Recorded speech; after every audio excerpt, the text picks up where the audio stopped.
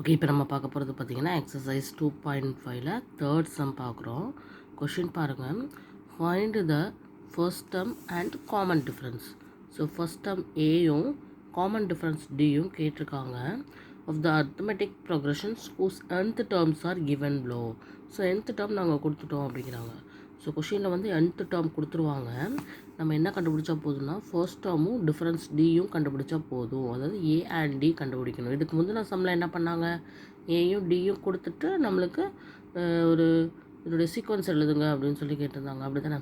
அதே மாதிரி தான் இங்கே வந்து ஃபஸ்ட் டேர்ம் டிஃப்ரென்ஸும் கொடுத்துட்டாங்க நம்மளுக்கு. கேட்டிருக்காங்க. ஃபஸ்ட் டேர்மும் கேட்டிருக்காங்க, டிஃப்ரென்ஸும் கேட்டிருக்காங்க, பட் nth டேர்ம் கொடுத்துருக்காங்க. ஓகேவா? ஸோ இந்த nth டேர்மை வச்சு நம்ம வந்து எப்படி கண்டுபிடிக்க போகிறோன்னு பாருங்களேன். So very easy one.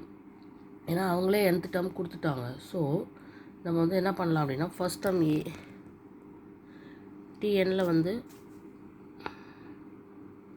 எண்ணுக்கு பதிலாக 1 போட்டோம் அப்படின்னாலே நம்மளுக்கு வந்து என்ன கிடச்சிரும்னு பார்த்தீங்கன்னா T1 கிடச்சிரும். அந்த T1 அப்படிங்கிறது தான் நம்மளுக்கு ஏ. சரியா? அதே மாதிரி எண்ணுக்கு பதிலாக நம்ம 2 போட்டோம் அப்படின்னா T2 கிடச்சிரும். ஓகேவா? ஸோ அதுதான் ரெண்டாவது அந்த T2லேருந்து ஃபஸ்ட்டு இருக்கக்கூடிய T1 நம்ம மைனஸ் பண்ணோம் அப்படின்னா டிஃப்ரென்ஸும் கிடச்சிரும்.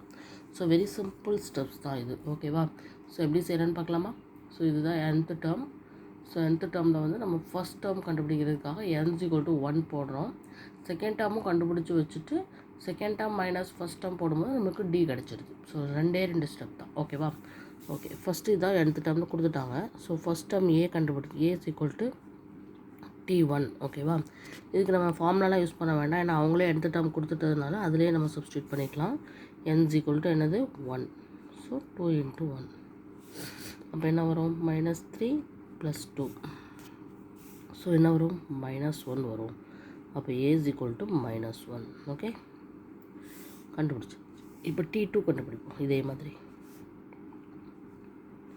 +2 × 2. So -3 + 4. So the answer is T2 = 1.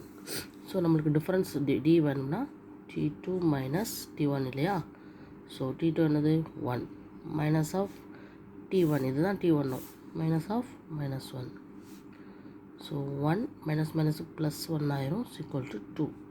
So D = 2. இதுதான் ஆன்சர். ஸோ ஏங்கிறது இது, டிங்கிறது இது. கண்டுபிடிச்சிட்டோம். Very simple. ஓகேவா? ஓகே, இதே மாதிரி அடுத்த சப்டிவிஷனும் செய்யலாம். Very easy one. Tn = 4 - 7n கொடுத்துருக்காங்க. ஸோ நம்ம ஃபஸ்ட் டேர்ம் ஏ கண்டுபிடிக்கிறதுக்கு T1 கண்டுபிடிக்க போகிறோம். ஸோ 4 - 7 × 1. ஸோ 4 - 7 என்ன வரும்? -3 வரும். இதுதான் ஏ கண்டுபிடிச்சாச்சு. Very simple. ஃபஸ்ட்டு டேர்ம் கண்டுபிடிச்சாச்சு. இதே மாதிரி T2 நம்ம கண்டுபிடிக்க போகிறோம்.